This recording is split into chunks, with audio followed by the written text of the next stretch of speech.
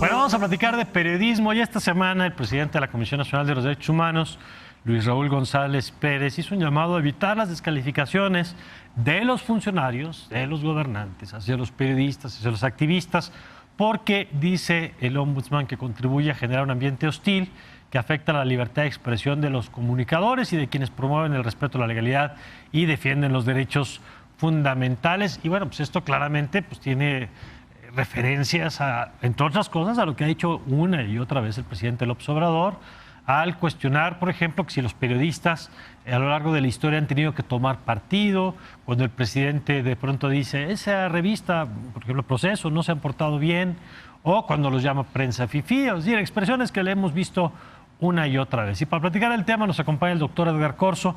Él es el quinto visitador de la Comisión de Derechos Humanos, que además nada más le tocan temas migratorios y temas de libertad de expresión como cualquier cosa, doctor. Qué gusto tenerte aquí. Al contrario, Mario, con el gusto también de estar aquí y con todas las personas que te ven y te escuchan. Muchas gracias. A ver, doctor, empezamos por este tema de lo que dijo el presidente de la Comisión. ¿Cuál es la valoración que hacen ustedes? ¿Por qué se pronuncian sobre este tema que no es concretamente una agresión en particular a un periodista, como las que seguimos viendo, como el caso de Morelos el día de ayer, sino sobre el contexto general en el que los actores políticos y el gobierno se expresan sobre el periodismo y los periodistas? Déjame ponerte dos referencias, Mario, de contexto. A ver. La primera referencia es, estas declaraciones fueron dadas en una reunión que se tuvo en donde la Oficina del Alto Comisionado para Naciones Unidas en materia de derechos humanos en México presenta un documento diagnóstico sobre el fortalecimiento que debe ser de un mecanismo para la protección de personas defensoras de derechos humanos y periodistas.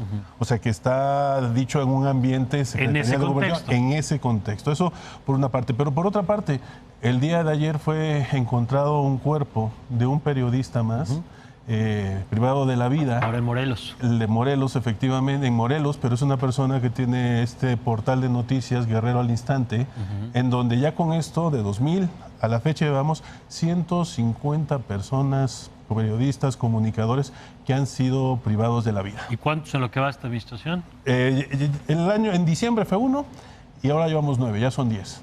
La anterior administración fueron 59. Y la otra anterior fueron 52. Que nos habla del tamaño del problema. Del contexto, de los retos que tenemos, los desafíos. Entonces, es lógico pensar que en este ambiente, así como está, en donde hemos visto que incluso desafortunadamente algunos periodistas estaban como beneficiarios del mecanismo y aún así perdieron la vida, pues entonces estamos en una situación nada halagadora, incluso de alto riesgo. Bueno, está el caso de la salida del padre recientemente de Lidia Cacho, por ejemplo, ¿no? Efectivamente. Después de que entran a su casa y pues crecen nuevamente los temores de una agresión. Efectivamente. Bueno, con ese contexto ahora vámonos y trasladémonos al lenguaje. Sí. El lenguaje, pero además lenguaje en servidores públicos. No abona y no ayuda absolutamente en nada que siendo servidor público hagas calificaciones o descalificaciones o utilices un lenguaje que no sea el que marque un respeto, un apoyo, un respaldo a los medios de comunicación. Ha dicho el presidente que él tiene, casi como los medios tienen libertad para publicar, él tiene libertad para decir lo que piensa de los medios. ¿Por qué no sería lo mismo? Yo creo que sí tiene libertad, todos los servidores públicos tienen libertad, las personas en lo individual, en lo privado tienen libertad, pero todo tiene un límite.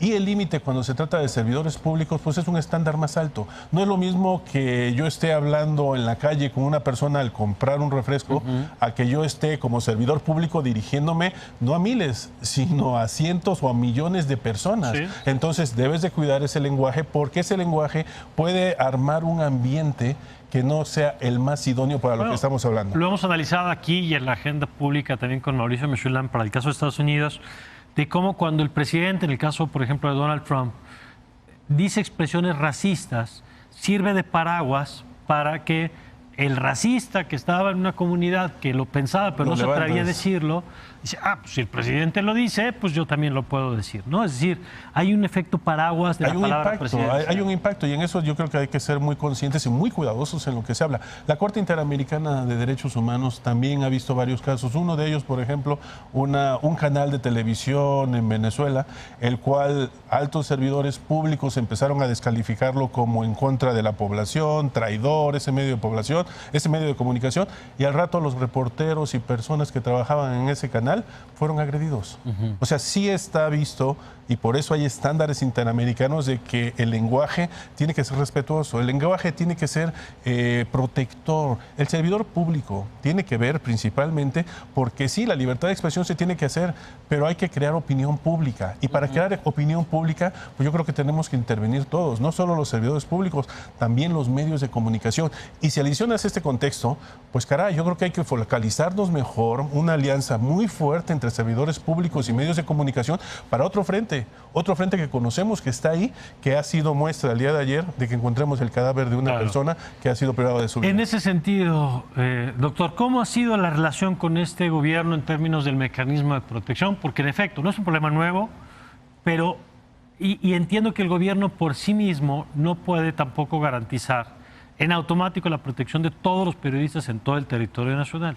Pero lo que sí esperaría uno distinto, y lo hemos platicado en otros momentos con organismos como Artículo 19, es la respuesta también después de que ocurre la violencia para evitar la impunidad, porque la impunidad es la invitación a la repetición. Si lo hacen y no pasa nada, pues se vuelve a hacer, ¿no? ¿Qué ha pasado en estos 10 casos, por ejemplo, de los que... Sí, mira, aquí necesitamos una triada que le llamamos nosotros, en donde debe intervenir mucho la prevención, capacitación, uso correcto, respetuoso del lenguaje, por una parte. Sí. Otra, un mecanismo de protección para que le dé seguridad en caso de algunas amenazas u otros sucesos malos que acontezcan. Y una persecución del ilícito que se realizó. Procuración de justicia. Claro. Si tú no atacas los tres frentes, vas a tener una desvariación. Es un ambiente propicio para las agresiones. La impunidad. Entonces, nosotros hicimos un análisis, ya lo traemos desde hace un par de años, en donde revisamos averiguaciones previas, carpetas de investigación, y la impunidad era mayor al 90%. Si tú me dices las situaciones han cambiado de ese análisis al día de hoy, bueno, hemos visto que algunos esfuerzos ha hecho la Fiscalía Especial de Atención para los Delitos de Libertad de Expresión, pero todavía nos falta muchísimo camino por recorrer. Ahorita no estamos ni siquiera visorándolo a muchos kilómetros en una señal que diga, oye, si cometes un ilícito a los periodistas, serás llevado inmediatamente a la cárcel.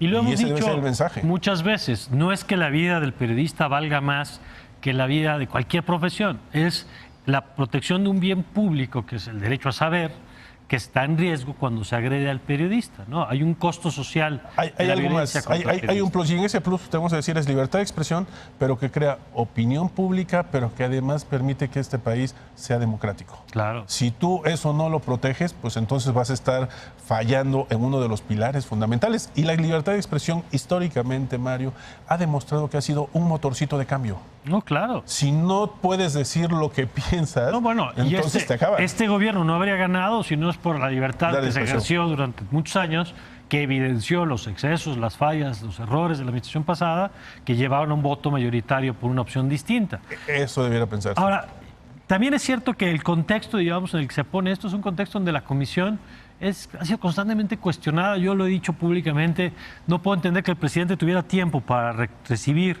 al peso pesado, Andy, que ganó, que está muy bien que se reúne el presidente, pero no tuvo tiempo para recibir al presidente de la Comisión Nacional de Derechos Humanos, que además hay que decirlo, la comisión ha jugado un papel importante en temas de la Guardia Nacional, en el tema de Baja California, en el tema de Tabasco ahora. Es decir, la comisión está jugando un papel que me parece que es el que le toca, pero también incómodo, digamos, para algunos actores del gobierno. Mira, hay una expresión, eso último que tú señalas, que dice que si no logramos ser incómodos, entonces pareciera que el papel no es el correcto el que estamos desempeñando. Es una institución que por su naturaleza va a ser incómodo, porque a nadie le gusta que le digan que eso que hiciste está mal. Ahora, lo que debe de haber es que esa incomodidad debe de traducirse en un área de oportunidad. Si te dicen que eso no está bien, caray, pues ahí tienes una razón, un área de oportunidad para cambiar lo que está haciendo y sea beneficio de los derechos humanos. Es el tema de las estancias infantiles, donde la Comisión emite un reporte, que no es su campo, pero